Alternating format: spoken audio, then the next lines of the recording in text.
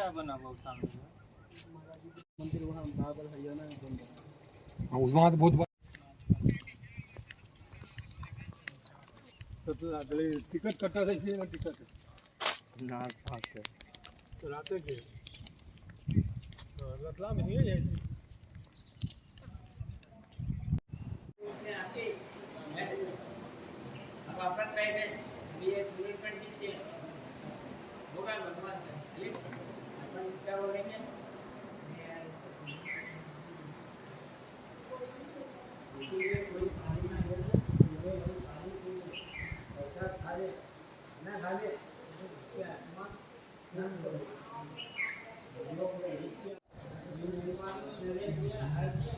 नमस्कार।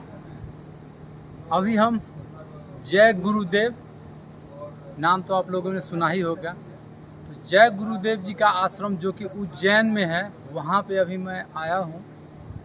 यहाँ का एक झलक पाने के लिए मैं काफ़ी दिनों से बेचैन था। यहाँ पे कैसी विधि व्यवस्था है, क्या क्या व्यवस्था है और कैसी व्यवस्था है यहाँ की। जय गुरुदेव जी के बारे में जानकारी अगर लेना हो, यही ऑफिस है उनका, यहाँ पे आके आप जानकारी ले सकते हैं। यहाँ पे कुछ महाराज जी हैं जो कि इस आश्रम में बहुत दिनों से रहते हैं, उनसे मैं बातें करने का प्रयास कर रहा हूँ और कुछ विशेष यहाँ के बारे में जानकारी लेने का प्रयास कर रहा हूँ। जय गुरुदेव। आइए मैं विशेष तौर पे मैं यहाँ के जो इस कार्यालय में जो कार्यरत हैं अधिकारी, उनसे मैं बातें करने का प्रयास कर रहा हूँ। आइए मैं आपको बात। जय गुरुदेव नाम प्रभु का, यह नाम जगाया हुआ है। जय गुरुदेव नाम जगाया हुआ है। जैसे कि कबीरदास जी अपने 700-800 साल पहले इन्हें सत्य साहिब नाम से नाम जगाया। मीराबाई ने मेरो तो गिरधर गोपाल से नाम जगाया। गुरु नानक ने वाहेगुरु नाम से जगाया। इसी श्रृंखला में जैसे कि जय गुरुदेव नाम प्रभु का, ये नाम जय गुरुदेव महाराज जी ने जगाया। जय गुरुदेव नाम से। इस नाम के पीछे क्या उद्देश्य है? इस नाम के पीछे यह उद्देश्य है कि संकट में, विपत्ति में, कोई भी कार्यक्रम में, जैसे कि आप दुख तकलीफ है, इस नाम को लेने से सारी तकलीफ़ें आपकी हल हो जाएगी। गोला प्रसाद दहिया। कब से यहाँ आए हुए आप? 7 महीना हो गया, 8 महीना। कितना दिन और यहाँ पे सेवा करना है आपको? आप वो अभी तो कोई ये नहीं है, हम साल रहे, 2 साल रहे, 5 साल रहे, इसका कोई नहीं। ऐसे ऐसे आश्रम कहाँ पे है महाराज जी का? ऐसे ऐसे आश्रम बहुत देश विदेश में भी है। अपने भारत में तो कई जगह है, कई जगह मतलब देश विदेश में भी है। महाराष्ट्र में है, जयपुर में है, अयोध्या में है, इंदौर में है, उज्जैन में है। ऐसे बहुत से बाबल आश्रम अभी नया बनने जा रहा है मंदिर। जय गुरुदेव।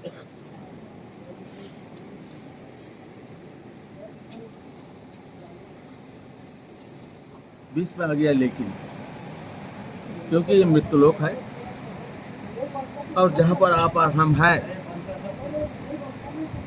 ये है काल भगवान का नगरी, भूल-भुलैया। यहाँ पर सच को मानने के लिए तैयार नहीं, जो सच नहीं, बिल्कुल सच नहीं, उसी को हम बराबर मानते हैं। और जो सच है वो सद्गुरु चिल्ला चिल्ला कर सब कुछ बताने का बाद भी हम पीछे हट जाते हैं। हम हजारों युक्ति तर्क सामने खड़ा कर देते हैं, हमारा भलाई के लिए, अच्छा के लिए। जैसे पिता माता बच्चों को बार बार बोलते हैं कि देखो 10 महीना बीत गया, केवल 2 महीना बाकी, केवल 2 महीना। इस 2 महीना कम से कम कुछ पढ़ाई लिखाई करो, नहीं तो पास कैसे करो। फिर भी बच्चा नहीं समझते, जीत से बोलते कि नहीं, मैं तो आपका बात ही नहीं मानूंगा, मैं जो कर रहा है करूँगा। इसी प्रकार जब सद्गुरु हमको समझाते हैं कि बड़ी भाग से नर्तन पाया, कि मनुष्य शरीर बड़ी भाग से पाया, ऐसे नहीं पाया। कितना जातनाएं, तपस्याएं, ये सब करने के उपरांत अंत में होती दया कृपा करके ये नर्तन मिला। और मिला केवल प्रभु को पाने के लिए, और कोई दूसरा काम के लिए नहीं। इस मृत्युलोक में भेजा जब आप हम सभी अपने अपने माँ के कोख में रहे। कैसे रहे? बहादुर पक्षी जैसे उल्टे टंगे हुए। और उस समय हाथ जोड़ करके प्रभु से दिन रात प्रार्थना किए कि हे प्रभु दया करो, कृपा करो, इस नरक से मुक्ति दो, क्योंकि उस समय मेरा नाक मुख माँ का मलमूत्र में डूबा हुआ और जठराग्नि पेट के अंदर में जो गर्मी वो बर्दाश्त करने का लायक नहीं। आप लोगों को मालूम हो कि सर्दी का दिन में पेट में नारियल तेल का शीशी चाप के रखो, गल जाता है। ऐसे काख में, ऐसे बगल में ऐसे चाप के रखो। तो कहने का मतलब यही है कि उस समय निरंतर प्रभु का दर्शन हुआ, और दर्शन हुआ और हाथ जोड़ करके एक ही प्रार्थना किए कि हे प्रभु दया करो, कृपा करो। और जब इस संसार में, मृत्युलोक में, या जो कहो इस पृथ्वी पर, धरती पर हम जाएंगे, हम आपको भूलेंगे नहीं। हम सदा आपका गुणगान, सदा हरि कीर्तन, सदा ध्यान भजन हम करेंगे। लेकिन फिर आ गया एक लेकिन, जब इस संसार में आया, माया का नगरी में आया, आकर के सारी बात, मेरा वचन, मेरा प्रतिज्ञा सब भूल गया। देखो मनुष्य रूप एक ठो कहावत है कि आदमी हर बात याद नहीं रख सकता है। देखो आप माता राम है, यहाँ पर बैठे हैं, बुरा ना मानो। बच्चा और माँ में जो मधुर संपर्क है अवर्णनीय।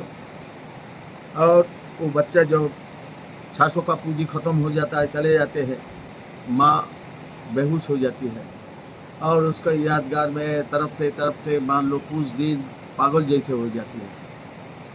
फिर भी तो फिर जीने के लिए खाना खाने पड़ते हैं, फिर रहना पड़ता है, फिर दूसरा संतान भी आता है, जन्म लेते हैं। कहने का मतलब क्या है? कहने का मतलब यही है कि संसार में आए और जो प्रतिज्ञा लेकर के, जो मुट्ठी बांध करके, संकल्प लेकर के जब हम आए, बच्चा जन्म लेते हैं तो ऐसे मुट्ठी बंधा हुआ मिलता है, और जब संसार से विदाई लेते हैं तो हाथ खाली रहता है। तो यही संकल्प लेकर के आए कि हे प्रभु आप हमें दया करो, कृपा करो।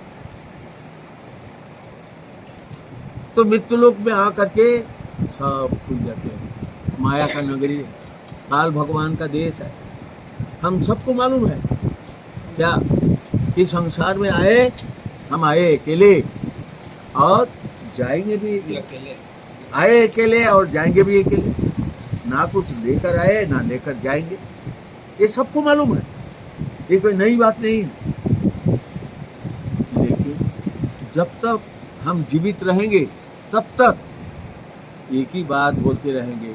ये हमारा परदादाजी भी बोले, हमारा दादाजी भी बोले, पिताजी भी बोले, और मैं भी बोल रहा हूँ। वो क्या कि मेरा मेरा मेरा, ये सब कुछ मेरा है। देखो ये घर द्वार संपत्ति सब अचल स्थावर अस्थावर जो जितना आप देख रहा है सब मेरा है।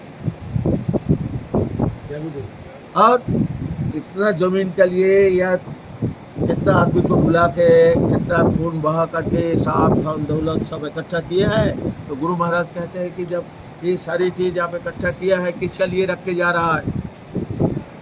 भाई भाई में प्रेम खत्म, भाई बहन में प्रेम खत्म, माता पिता में प्रेम खत्म, सबका साथ कोई रिश्ता नहीं रहा। नहीं, जो मैं कह दिया कि ये मेरा है, मेरा होना है, इसलिए जो करना पड़ा। तेरे को मालूम नहीं कि मैं कौन हूँ, किससे बात कर रहा हूँ? ऐसा मालूम होता है कि दुनिया सब चले जाएंगे, बात सब जाते हैं। तो क्या कि ये जो जन्म मिला, और ये कोई गारंटी नहीं कि अगला जन्म आपको मनुष्य रूप में मिलेगा। अच्छा कर्म करोगे मिलेगा, और बुरा कर्म करोगे तो नहीं मिलेगा। और जो आपके पीछे जो संत सदगुरु दिखाई दे रहा है, कबीर साहब से लेकर ये जो हमारा सदगुरु संत सदगुरु बाबा जय गुरुदेव जी महाराज था, इस मनुष्य रूप लेकर के धरती में आया और जीवन का आखिरी श्वास तक जीवों को चिताया, जीवों को जगाया, जीवों को कैसे इस भव सागर को पार करना है, वो जुक्ति, वो रास्ता वो बताया। और जीते जी कितना आदमी को इस संसार पार कर दिया। देखो बाबू जी, आप लोग बिहार से आए हैं, जी वैशाली से आए हैं, सबके पास एक छोटा छोटा झोला एक बैग है कि नहीं? बिल्कुल। सबके पास अलग अलग सामान है कि नहीं? क्यों लेके आया? ना ये सामान बाहर में मिलेगा नहीं, अपना सामान ले चलो।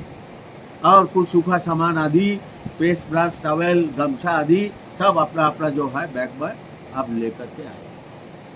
तो एक 7 रोज, 10 रोज, 20 रोज का सफर के लिए यदि इतना चिंता है और चिंतित हो करके यदि ये बैग अपना सामान ले करके आप आए हैं, तो ये चिंता आपका अंदर में कभी नहीं आया कि मैं जब नहीं रहूँगा इस संसार पर तो ये भवसागर में कैसे पार हूँ?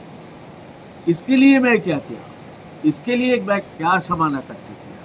क्योंकि इस मृत्युलोक में जो सामान मिला या दिया गया या पूर्व पुरुष का आशीर्वाद का रूप में आपको मिला, तो ये तो जड़ वस्तु जैसा है, ये तो यहाँ का चीज यही पड़े रहेंगे। तिजोरी का रुपया तिजोरी में रहेगा बिल्कुल। और छू के भी नहीं दे पाओगे, है ना? तो लेकिन ये भवसागर पार होने के लिए भी तो दौलत चाहिए, जिसको बोला जाता है परमार्थी दौलत। तो दौलत तो संत सदगुरु का पास है, वो आपको जो रास्ता देंगे, जो विधि जो रास्ता आपको देंगे, उसी से आप कमाई करो। देखो गुरु महाराज सीधी सीधी बात सबको कहते हैं कि देखो, मैं किसी को बाबा जी नहीं बनाता, सबको एक ही बात बोलते हैं कि देखो घर में रहो, बच्चों को बीच में रहो, सेवा करो, और कैसे रहोगे? आप ईमानदारी का जो भी कुछ करना धरना सब ईमानदारी का साथ करो, सच्चाई और ईमानदारी का रास्ता पर चलो, बरकत, दया, दुआ, कृपा, आशीर्वाद ऑटोमेटिक आपको मिलेगा। लेकिन आज का समाज में कुछ आदमी, हर आदमी नहीं, कुछ आदमी सोचते हैं कि हम यदि गलत काम ना करें हमको पैसा कहाँ से ज़्यादा मिलेगा, हम संसार कैसे प्रतिपालन करेंगे, है ना? जैसे महंगाई और ज़्यादा आदि आदि, है ना?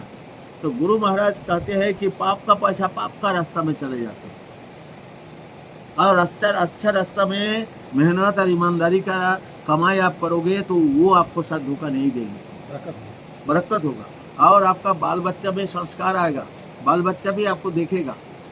तो इसीलिए बाबूजी आप लोगों से विनती है, निवेदन है, प्रार्थना है कि ये जो आश्रम पर आप आया नहीं, मालिक का दया कृपा से आप आए।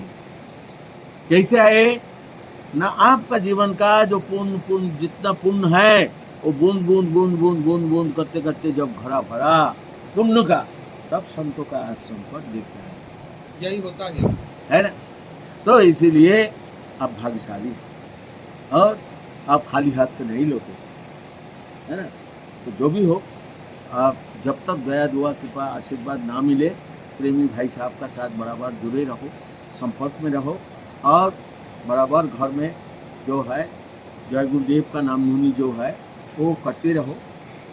मान लो कि एक साथ सब बाल बच्चों को लेकर के, छोटे बड़ों सब आ करके, हाँ, आप मान लो कि बैठोगे और इसके बाद जो है जय गुरुदेव नाम धुनी बोलेगा, तो संसार में जो है अंडा शराब ये 4 चीज़ छोड़ के और जितना चीज़ है उसको ग्रहण करो, उसको उपयोग लो और खुश रहो।